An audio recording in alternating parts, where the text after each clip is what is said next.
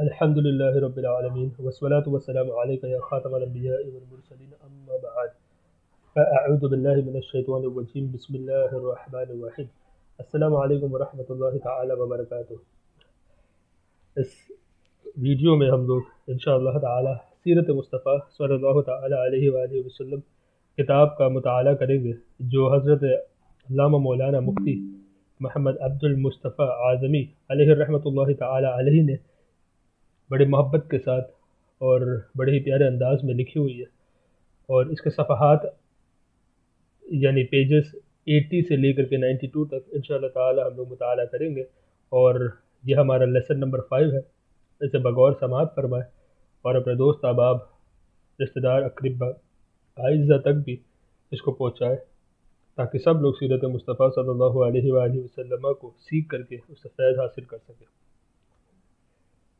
ام ایمن، جب حضور اقدس صلی اللہ تعالی علیہ وآلہ وسلم حضرت حلیمہ رضی اللہ تعالی عنہ کے گھر سے مکہ المکرمہ پہنچ گئے اور اپنے والدہ محترمہ کے پاس رہنے لگے، تو حضرت ام ایمن جو آپ کے والدہ ماجدہ کی باندی تھی، آپ علیہ السلام کی خاطرداری اور خدمت گزاری میں دن رات جی جان سے مصروف رہنے لگی۔ ام ایمن کا نام برکت ہے۔ یہ آپ علیہ السلام کو آپ صلی اللہ علیہ وآلہ وسلم کے والد رضی اللہ تعالی عنہ سے میراث میں ملی تھی، یعنی وراثت میں ملی تھی۔ یہی آپ علیہ السلام کو کھانا کھلاتی تھی، کپڑے پہناتی تھی، آپ علیہ السلام کے کپڑے دھویا کرتی تھی۔ آپ علیہ السلام نے اپنے آزاد کردہ غلام حضرت زید بن حارثہ رضی اللہ تعالی عنہ کے ساتھ ان کا نکاح کر دیا تھا، جن سے حضرت اسامہ ابن زید رضی اللہ تعالی عنہ پیدا ہوئے، سبحان اللہ، رضی اللہ تعالی عنہم۔ بچپن کی ادائے حضرت حلیمہ رضی اللہ تعالی عنہ کا بیان ہے کہ آپ علیہ السلام کا گہوارہ یعنی جھولا فرشتوں کے ہلانے سے ہلتا تھا، اور آپ علیہ السلام بچپن میں چاند کی طرف انگلی اٹھا کر اشارہ فرماتے تھے، تو چاند آپ علیہ السلام کی انگلی کے اشاروں پر حرکت کرتا تھا۔ جب آپ علیہ السلام کی زبان کھلی تو سب سے اول جو کلمہ آپ علیہ السلام کے زبان مبارک سے نکلا وہ یہ تھا: اللہ اکبر الحمد للہ رب العالمین وسبحان اللہ بکرۃ واسیلا۔ بچوں کی عادت کے مطابق کبھی بھی آپ علیہ السلام نے کپڑوں میں بول و براز نہیں فرمایا، یعنی یہ نہیں پسند وہ نہیں پسند، اس طریقے کا کبھی نہیں میرے آقا صلی اللہ علیہ وسلم نے فرمایا، بلکہ ہمیشہ ایک معین وقت پر رفع حاجت فرماتے۔ اگر کبھی آپ علیہ السلام کی شرمگاہ کھل جاتی تو آپ علیہ السلام رو رو کر فریاد کرتے، اور جب تک شرمگاہ نہ چھپ جاتی آپ علیہ السلام کو چین اور قرار نہیں آتا تھا، اور اگر شرمگاہ چھپانے میں مجھ سے یعنی دائی حلیمہ فرماتے رضی اللہ تعالی عنہ مجھ سے کچھ تاخیر ہو جاتی تو غیب سے کوئی آپ علیہ السلام کی شرمگاہ چھپا دیتا، سبحان اللہ۔ جب آپ علیہ السلام اپنے پاؤں پر چلنے کے قابل ہو گئے تو باہر نکل کر بچوں کو کھیلتے ہوئے دیکھتے، مگر خود کھیل کود میں شریک نہیں ہوتے تھے۔ لڑکے آپ علیہ السلام کو کھیلنے کے لیے بلاتے تو آپ علیہ السلام فرماتے: میں کھیلنے کے لیے نہیں پیدا کیا گیا ہوں، سبحان اللہ۔ یہ میرے آقا صلی اللہ علیہ وآلہ وسلم کی بچپن کی پیاری پیاری ادائیں ہیں، بحوالہ مدارج النبوہ جلد 2 صفحہ نمبر 21۔ حضرت آمنہ رضی اللہ تعالی عنہ کی وفات۔ حضور اقدس صلی اللہ تعالی علیہ وآلہ وسلم کی عمر شریف جب 6 برس کی ہو گئی تو آپ علیہ السلام کی والدہ ماجدہ رضی اللہ تعالی عنہ آپ علیہ السلام کو ساتھ لے کر مدینہ المنورہ آپ علیہ السلام کے دادا کے ننیحال بنو عدی بن نجار میں رشتہ داروں کی ملاقات یا اپنے شوہر کی قبر کی زیارت کے لیے تشریف لے گئی۔ حضور علیہ السلام کے والد ماجد کی باندی ام ایمن بھی اس سفر میں آپ علیہ السلام کے ساتھ تھی۔ وہاں سے واپسی پر ابوا نامی گاؤں میں حضرت بی بی آمنہ رضی اللہ تعالی عنہ کی وفات ہو گئی اور وہ وہی مدفون ہوئی۔ اللہ اکبر۔ 6 برس کی عمر میرے آقا صلی اللہ علیہ وسلم کی کہ والدہ ماجدہ کا سایہ بھی جو ہے وہ چلا گیا۔ والد ماجد کا سایہ تو ولادت سے پہلے ہی اٹھ چکا تھا، اب والدہ ماجدہ کی آغوش شفقت کا بھی خاتمہ ہو گیا۔ لیکن حضرت بی بی آمنہ رضی اللہ تعالی عنہا کا یہ در یتیم یعنی میرے آقا صلی اللہ علیہ وسلم جس آغوش رحمت میں پرورش پا کر پروان چڑھنے والا ہے، وہ ان سب ظاہری اسباب تربیت سے بے نیاز ہے۔ سبحان اللہ، یعنی میرے اللہ تعالیٰ کی بات یہاں پر ہو رہی ہے۔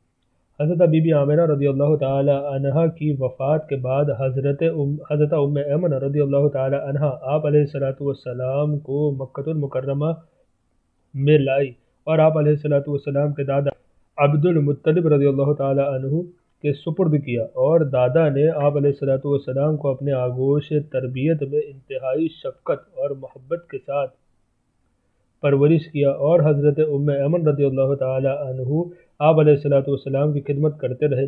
جب آپ علیہ السلام کی عمر شریف 8 برس کی ہو گئی تو آپ علیہ السلام کے دادا عبد المطلب کا بھی انتقال ہو گیا۔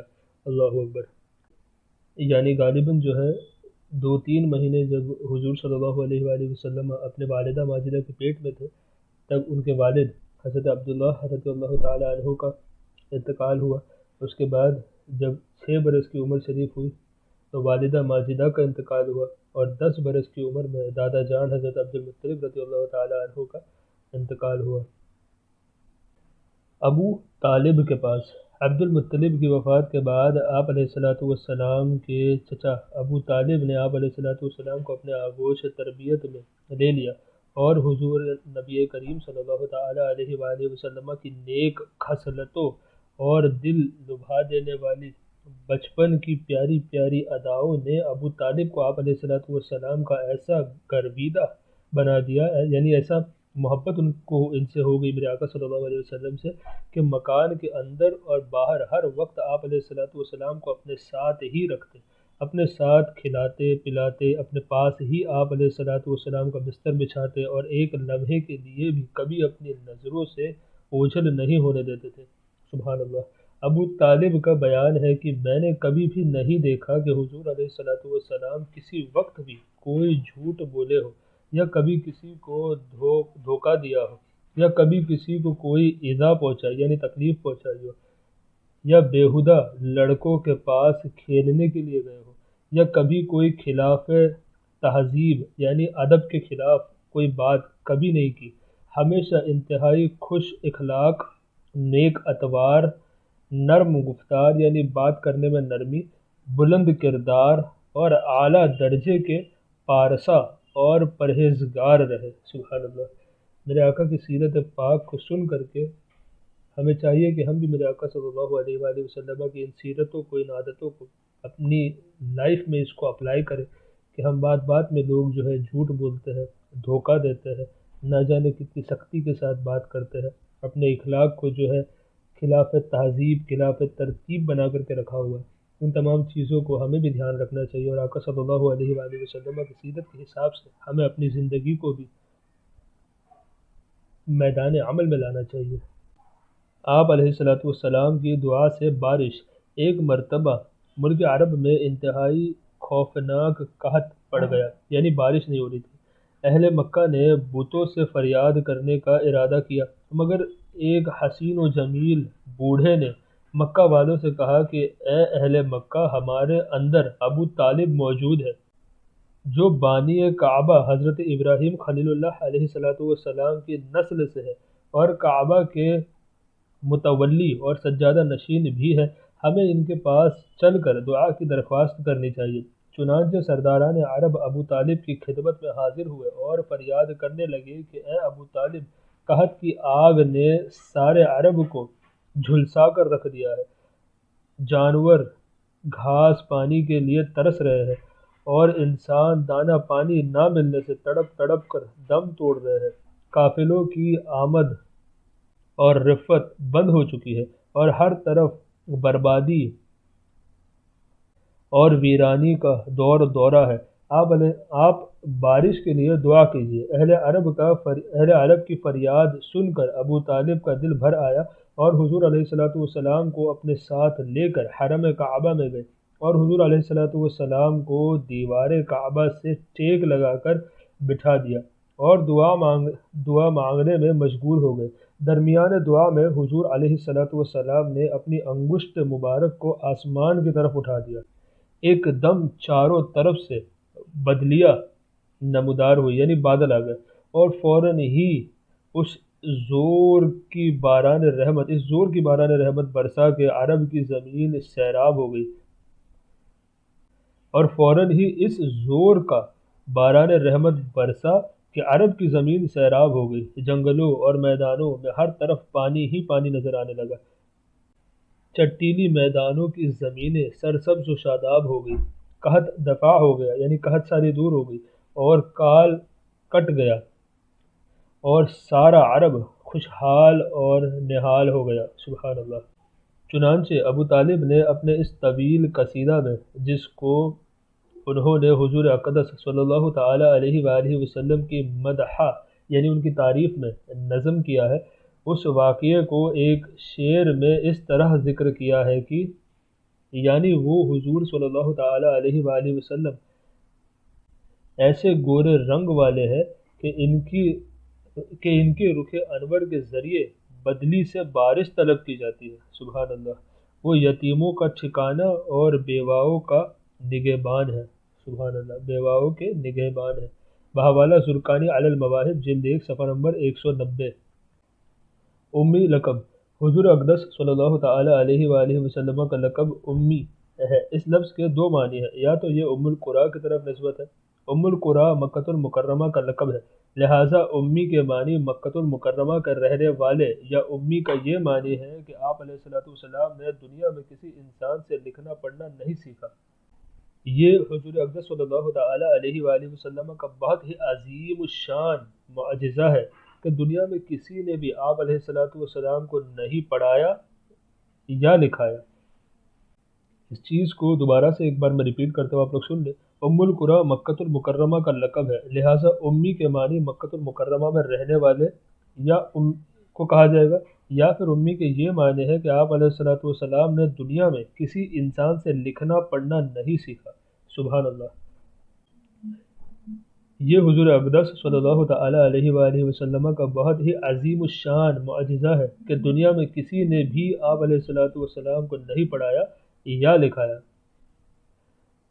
یہ جو ہے وہابیہ اور دیوبندیہ، یہ جتنے بھی غیر سنی ہیں، ان میں سے بہت سے ایسے گستاخ ہیں جو سرکار صلی اللہ علیہ وآلہ وسلم کے لیے امی کا میننگ الٹریٹ لیتے ہیں، حالانکہ یہ درست عقیدہ نہیں اور یہ درست ترجمہ بھی نہیں، کیونکہ اگر آپ کا نبی الٹریٹ ہوگا تو پھر قوم کو ہدایت کیسے ملے گی؟ یہ کامن سینس کی بات ہے۔ اس کے علاوہ بہت سی ایسی احادیث ہے اور ہمارے پاس قرآن پاک کی آیت ہے جیسے اِنَّا أَعْطَيْنَاكَ الْكَوْثَرَ، جس سے ان تمام باتوں کی وضاحت ہوتی ہے۔ لہٰذا صحیح عقیدہ جو اہل سنت والجماعت اس کا کرتے ہیں اور اس کو بڑی اچھی طریقے سے اس کو پروف بھی کرتے ہیں، اور اس میں ادب کا بھی زبردست تقاضا ہے، تو لہٰذا اسی کو مانا جائے اور اسی پر جو ہے عقیدہ رکھا جائے۔ اس کے برعکس رکھنے والا بد مذہب اور گمراہ شخص ہے۔ مگر خداوند قدوس نے آپ علیہ الصلوۃ والسلام کو اس قدر علم عطا فرمایا کہ آپ علیہ الصلوۃ والسلام کا سینہ اولین و آخرین کے علوم اور معارف کا خزینہ بن گیا۔ سبحان اللہ۔ اور آپ علیہ الصلوۃ والسلام پر ایسی کتاب نازل ہوئی جس کا شان تبیانا لکل شیء، یعنی ہر چیز کا روشن بیان ہے۔ یعنی کتنا اچھا اگزامپل یہاں پر دے دیا کہ قرآن شریف میرے آقا صلی اللہ علیہ وسلم پر نازل ہوا، قرآن شریف کی آیت ہے کہ تبیانا لکل شیء، یعنی ہر چیز کا روشن بیان اس میں ہے۔ جب ہر چیز کا روشن بیان اس میں ہے تو جب آقا صلی اللہ علیہ وسلم پر قرآن مقدس نازل ہوئی تو کیا میرے آقا صلی اللہ علیہ وآلہ وسلم کو ہر چیز کا روشن بیان نہیں ہے؟ ہر چیز ان کو نہیں پتہ؟ بالکل پتہ ہے۔ یہ قرآن شریف سے یہاں پر ثابت ہو گیا۔ حضرت مولانا جامی رحمۃ اللہ تعالی علیہ نے کیا خوب فرمایا ہے کہ یعنی میرے محبوب صلی اللہ تعالی علیہ وآلہ وسلم نہ کبھی مکتب میں گئے نہ لکھنا سیکھا، مگر اپنے چشم اور ابرو کے اشاروں سے سینکڑوں مدرسوں کو سبق پڑھا دیا۔ سبحان اللہ۔ مدرس یعنی جو تدریس فرماتے، جو درس دیتے ہیں۔ ظاہر ہے کہ جس کا استاد اور تعلیم دینے والا خلاق عالم جل جلالہ ہو، بھلا اس کو کسی اور استاد سے تعلیم حاصل کرنے کی کیا ضرورت ہوگی؟ اعلیٰ حضرت فاضل بریلوی قدس سرہ العزیز نے ارشاد فرمایا، ایسا امی کس لیے منت کش استاذ ہو، کیا کفایت اس کو اقرا ربک الاکرم نہیں؟ سبحان اللہ۔ آپ صلی اللہ تعالی علیہ وآلہ وسلم کے امی لقب ہونے کا حقیقی راز کیا ہے؟ اس کو تو خداوند علام الغیوب کے سوا اور کون بتا سکتا ہے، لیکن بظاہر اس میں چند حکمتیں اور فوائد معلوم ہوتے ہیں۔ نمبر 1، یہ کہ تمام دنیا کو علم اور حکمت سکھانے والے حضور اقدس صلی اللہ تعالی علیہ وآلہ وسلم ہو، اور آپ علیہ السلام کا استاذ صرف خداوند عالم ہو، کوئی انسان آپ علیہ السلام کا استاد نہ ہو، تاکہ کبھی کوئی یہ نہ کہہ سکے کہ پیغمبر تو میرا پڑھایا ہوا شاگرد ہے۔ سبحان اللہ۔ نمبر 2، یہ کہ کوئی شخص کبھی یہ خیال نہ کر سکے کہ فلاں آدمی حضور صلی اللہ علیہ وآلہ وسلم کا استاد تھا تو شاید وہ حضور علیہ السلام سے زیادہ علم والا ہوگا۔ نمبر 3، حضور صلی اللہ تعالی علیہ وآلہ وسلم کے بارے میں کوئی یہ وہم بھی نہ کر سکے کہ حضور علیہ السلام چونکہ پڑھے لکھے آدمی تھے، اس لیے انہوں نے خود ہی قرآن کی آیتوں کو اپنی طرف سے بنا کر پیش کیا ہے، اور قرآن انہی کا بنایا ہوا کلام ہے۔ اللہ اکبر۔ نمبر 4، جب حضور اقدس صلی اللہ تعالی علیہ وآلہ وسلم ساری دنیا کو کتاب اور حکمت کی تعلیم دے تو کوئی یہ نہ کہہ سکے کہ پہلی اور پرانی کتابوں کو دیکھ کر اس قسم کی انمول اور انقلاب آفرین تعلیمات دنیا کے سامنے پیش کر رہے ہیں، یعنی پرانی کتابوں کو پڑھ کر اب جو ہے اس تعلیمات کو ابھی پیش کر رہے ہیں، ایسا کوئی نہ گمان کرے۔ نمبر 5، اگر حضور اقدس صلی اللہ تعالی علیہ وآلہ وسلم کا کوئی استاد ہوتا تو آپ علیہ السلام کو اس کی تعظیم کرنی پڑتی، حالانکہ حضور اقدس صلی اللہ تعالی علیہ وآلہ وسلم کو خلاق کائنات نے اس لیے پیدا فرمایا تھا کہ سارا عالم آپ علیہ السلام کی تعظیم کرے۔ سبحان اللہ۔ اس لیے حضرت حق جل شانہ نے اس کو گوارا نہیں فرمایا کہ میرا محبوب کسی کے آگے زانو تلمس طے کرے، اللہ سبحان اللہ، زانو تلمس طے کرے اور کوئی اس کا استاد ہو۔ واللہ تعالی اعلم۔ سبحان اللہ۔ بہت ہی بہترین جو ہے یہاں پر ریزننگ دی ہوئی ہے اس چیز کی۔ سبحان اللہ۔ سفر شام اور بحیرہ، جب حضور اقدس صلی اللہ تعالی علیہ وآلہ وسلم کی عمر شریف 12 برس کی ہوئی تو اس وقت ابو طالب نے تجارت کی غرض سے ملک شام کا سفر کیا۔ ابو طالب کو چونکہ حضور اقدس صلی اللہ تعالی علیہ وآلہ وسلم سے بہت ہی والہانہ محبت تھی، اس لیے وہ آپ علیہ السلام کو بھی اس سفر میں اپنے ہمراہ لے گئے۔ حضور اقدس صلی اللہ تعالی علیہ وآلہ وسلم نے اعلان نبوت سے قبل 3 بار تجارت سفر فرمایا، 2 مرتبہ ملک شام گئے اور 1 بار یمن تشریف لے گئے۔ یہ ملک شام کا پہلا سفر ہے۔ اس سفر کے دوران بصرہ میں بحیرہ راہب، ایک عیسائی سادھو، راہب کہتے ہیں عیسائی سادھو کو، کے پاس آپ علیہ السلام کا قیام ہوا۔ اس نے تورات شریف اور انجیل شریف میں بیان کی ہوئی نبی آخر الزماں صلی اللہ تعالی علیہ وآلہ وسلم کی نشانیوں سے آپ علیہ السلام کو دیکھتے ہی پہچان لیا۔ سبحان اللہ۔ اور بہت ہی عقیدت اور احترام کے ساتھ اس نے آپ علیہ السلام کے قافلے والوں کی دعوت کی اور ابو طالب سے کہا کہ یہ سارے جہاں کے سردار اور رب العالمین کے رسول ہیں صلی اللہ علیہ وسلم، جن کو خدا جل وعلا نے رحمت للعالمین بنا کر بھیجا ہے۔ سبحان اللہ۔ میں نے دیکھا ہے کہ شجر اور حجر ان کو سجدہ کرتے ہیں، اور ابر ان پر سایہ یعنی بادل ان پر سایہ کرتا ہے، اور ان کے دونوں شانوں کے درمیان مہر نبوت، سبحان اللہ، مہر نبوت ہے۔ اس لیے تمہارے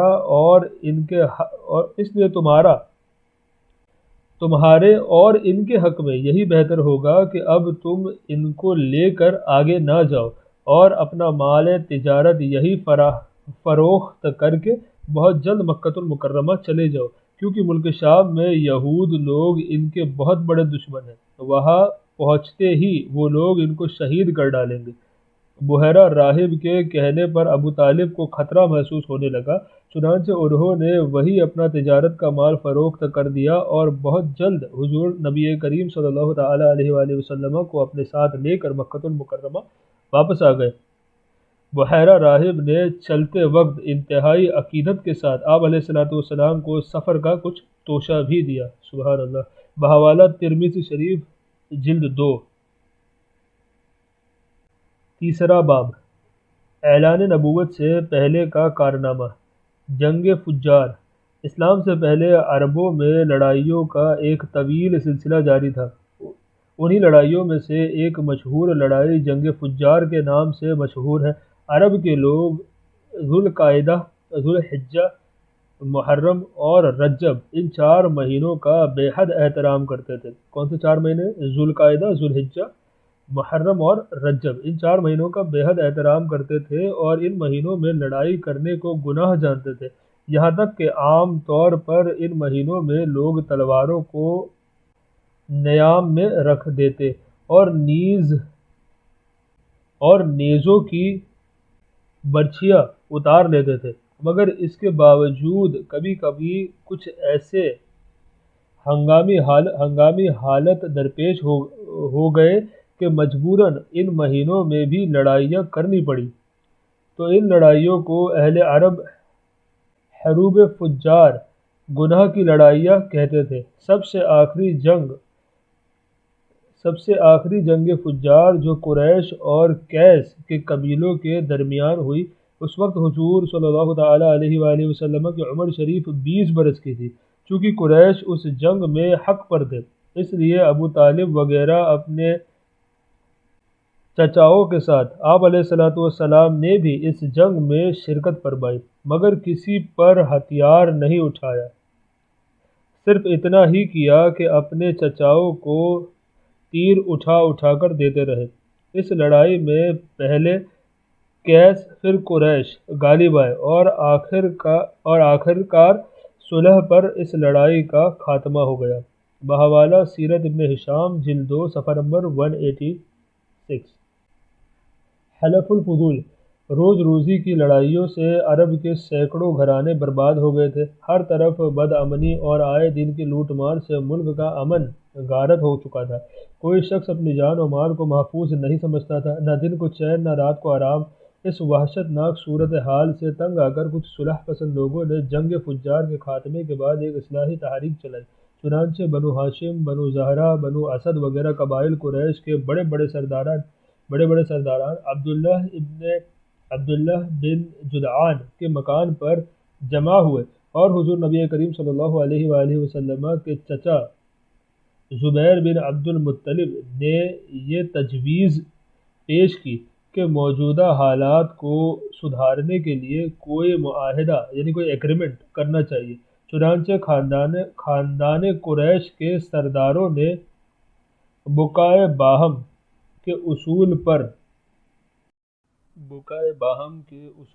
جیو اور جینے دو کے قسم کا ایک معاہدہ یعنی ایگریمنٹ کیا اور حلف اٹھا کر عہد کیا کہ ہم لوگ نمبر 1، اس میں کچھ پوائنٹس تھے، تو اس میں فرسٹ پوائنٹ، ملک سے بے امنی دور کریں گے، نمبر 2، مسافروں کی حفاظت کریں گے، نمبر 3، غریبوں کی امداد کرتے رہیں گے، نمبر 4، مظلوم کی حمایت کریں گے یعنی جس پر ظلم ہو رہا ہوگا اس کی مدد کریں گے، نمبر 5، کسی ظالم یا غاصب کو مکہ المکرمہ میں نہیں رہنے دیں گے، یعنی کسی بھی ظالم کو اور غصب کرنے والے کو جو ہے مکہ المکرمہ میں نہیں رہنے دیں گے۔ اس معاہدے میں حضور اقدس صلی اللہ تعالیٰ علیہ وآلہ وسلم بھی شریک ہوئے اور آپ علیہ الصلوۃ والسلام کو یہ معاہدہ اس قدر عزیز تھا کہ اعلان نبوت کے بعد بھی آپ علیہ الصلوۃ والسلام فرمایا کرتے تھے کہ اس معاہدے سے مجھے اتنی خوشی ہوئی کہ اگر اس معاہدے کے بدلے میں کوئی مجھے سرخ رنگ کا اونٹ بھی دیتا تو مجھے اتنی خوشی نہیں ہوتی۔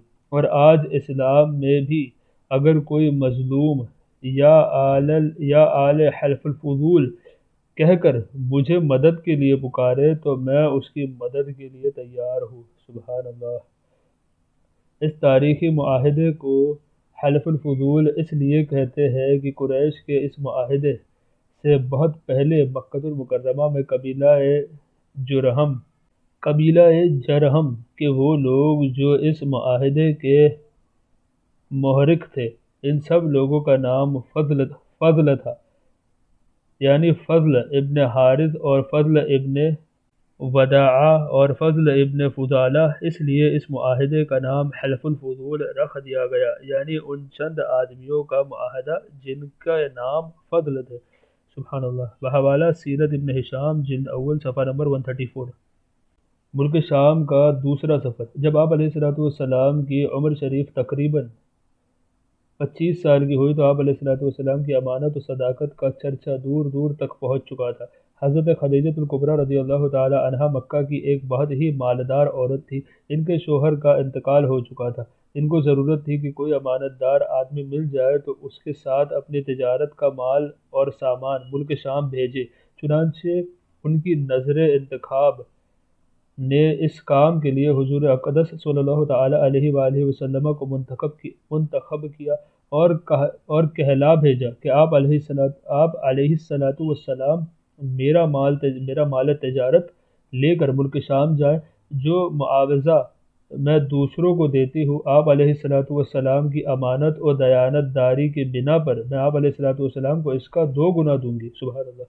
حضور اقدس صلی اللہ تعالی علیہ وآلہ وسلم نے ان کی درخواست منظور فرما لی اور تجارت کا مال اور سامان لے کر ملک شام کو روانہ ہو گئے۔ اس سفر میں حضرت خدیجہ الکبریٰ رضی اللہ تعالی عنہا نے اپنے ایک معتمد غلام میسرہ کو بھی آپ علیہ السلام کے ساتھ روانہ کر دیا تاکہ وہ آپ علیہ السلام کی خدمت کرتا رہے۔ جب آپ علیہ السلام ملک شام کے مشہور شہر بصرہ کے بازار میں پہنچے تو وہاں نستورہ راہب کی خانقاہ کے قریب میں ٹھہرے۔ نستورہ میسرہ کو بہت پہلے سے جانتا پہچانتا تھا۔ حضور نبی کریم صلی اللہ تعالی علیہ وآلہ وسلم کی صورت دیکھتے ہی نستورہ میسرہ کے پاس آیا اور دریافت کیا کہ اے میسرہ، یہ کون شخص ہے جو اس درخت کے نیچے اتر پڑے ہے؟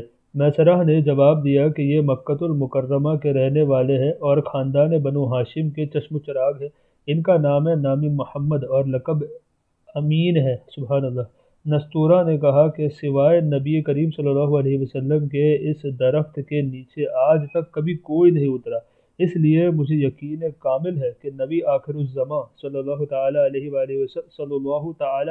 وآلہ وسلم یہی ہے، کیونکہ آخری نبی علیہ السلام کی تمام نشانیاں جو میں نے توریت شریف اور انجیل شریف میں پڑھی ہے وہ سب میں ان میں دیکھ رہا ہوں۔ سبحان اللہ۔ کاش میں اس وقت زندہ رہتا جب یہ اپنی نبوت کا اعلان کریں گے تو میں ان کی بھرپور مدد کرتا اور پوری جان نثاری کے ساتھ ان کی خدمت گزاری میں اپنی تمام عمر گزار دیتا۔ اے میسرہ، میں تم کو نصیحت اور وصیت کرتا ہوں کہ خبردار ایک لمحہ کے لیے بھی تم ان سے جدا نہ ہونا اور انتہائی خلوص اور عقیدت کے ساتھ ان کی خدمت کرتے رہنا، کیونکہ اللہ تبارک و تعالی نے ان کو خاتم النبیین ہونے کا شرف عطا فرمایا ہے۔ سبحان اللہ۔ حضور اقدس صلی اللہ تعالی علیہ وآلہ وسلم بصرہ کے بازار میں بہت جلد تجارت کا مال فروخت کر کے مکۃ المکرمہ واپس آ گئے۔ واپسی میں جب آپ علیہ السلام کا قافلہ شہر مکہ میں داخل ہونے لگا تو حضرت بی بی خدیجہ الکبریٰ رضی اللہ تعالی عنہا ایک بالا خانے پر بیٹھی ہوئی قافلے کی آمد کا منظر دیکھ رہی تھی۔ جب ان کی نظر حضور علیہ السلام پر پڑی تو انہیں ایسا نظر آیا کہ 2 فرشتے آپ علیہ السلام کے سر پر دھوپ سے سایہ کیے ہوئے ہیں۔ سبحان اللہ۔ حضرت خدیجہ الکبریٰ رضی اللہ تعالی عنہا کے قلب پر اس نورانی منظر کا ایک خاص اثر ہوا اور وہ فرط عقیدت سے انتہائی والہانہ محبت کے ساتھ یہ حسین جلوہ دیکھتی رہی۔ پھر اپنے غلام میسرہ سے انہوں نے کئی دن کے بعد اس کا ذکر کیا تو میسرہ نے بتایا کہ میں تو پورے سفر میں یہی منظر دیکھتا رہا ہوں۔ سبحان اللہ۔ اور اس کے علاوہ میں نے بہت سے عجیب و غریب باتوں کا مشاہدہ کیا ہے۔ پھر میسرہ نے نستورہ راہب کی گفتگو اور اس کی عقیدت و محبت کا تذکرہ بھی کیا۔ یہ سن کر حضرت بی بی خدیجہ الکبریٰ رضی اللہ تعالی عنہا کو آپ سے بے پناہ قلبی تعلق اور بے حد عقیدت اور محبت ہو گئی، اور یہاں تک ان کا دل چھک گیا کہ انہیں آپ علیہ السلام سے نکاح کی رغبت ہو گئی۔ سبحان اللہ۔ بحوالہ مدارج النبوہ جلد 2 صفحہ نمبر 27۔ نکاح۔ حضرت بی بی خدیجہ الکبریٰ رضی اللہ تعالی عنہا مال و دولت کے ساتھ انتہائی شریف اور عفت مآب خاتون تھی۔ اہل مکہ ان کے پاک دامنی اور پارسائی کی وجہ سے ان کو طاہرہ یعنی پاک باز کہا کرتے تھے۔ ان کی عمر 40 سال کی ہو چکی تھی۔ پہلے ان کا نکاح ابو ہالہ بن زرارہ تمیمی سے ہوا تھا، اور ان سے 2 لڑکے ہند بن ابو ہالہ اور ہالہ بن ابو ہالہ پیدا ہو چکے تھے۔ پھر ابو ہالہ کے انتقال کے بعد حضرت خدیجہ الکبریٰ رضی اللہ تعالی عنہا نے دوسرا نکاح عتیق بن عابد مخزومی سے کیا۔ ان سے بھی 2 اولاد ہوئی، ایک لڑکا عبداللہ ابن عتیق اور ایک لڑکی ہندہ بنت عتیق۔ حضرت خدیجہ الکبریٰ رضی اللہ تعالی عنہا کے دوسرے شوہر عتیق کا بھی انتقال ہو چکا تھا۔ بڑے بڑے سرداران قریش ان کے ساتھ عقد نکاح کی خواہش مند تھے، لیکن انہوں نے سب پیغاموں کو ٹھکرا دیا، مگر حضور اقدس صلی اللہ تعالی علیہ وآلہ وسلم کے پیغمبرانہ اخلاق اور عادات کو دیکھ کر اور آپ علیہ السلام کے حیرت انگیز حالت کو سن کر یہاں تک ان کا دل آپ علیہ السلام کی طرف مائل ہو گیا کہ خود بخود ان کے قلب میں آپ علیہ السلام سے نکاح کی رغبت پیدا ہو گئی۔ سبحان اللہ۔ کہا تو بڑے بڑے مالداروں اور شہر مکہ کے سرداروں کے پیغاموں کو رد کر چکی تھی، اور یہ طے کر چکی تھی کہ اب 40 برس کی عمر میں تیسرا نکاح نہیں کروں گی، اور کہا خود ہی حضور اقدس صلی اللہ تعالی علیہ وآلہ وسلم کی پھوپھی حضرت صفیہ رضی اللہ تعالی عنہا کو بلایا، جو ان کے بھائی عوام بن خویلد کی بیوی تھی۔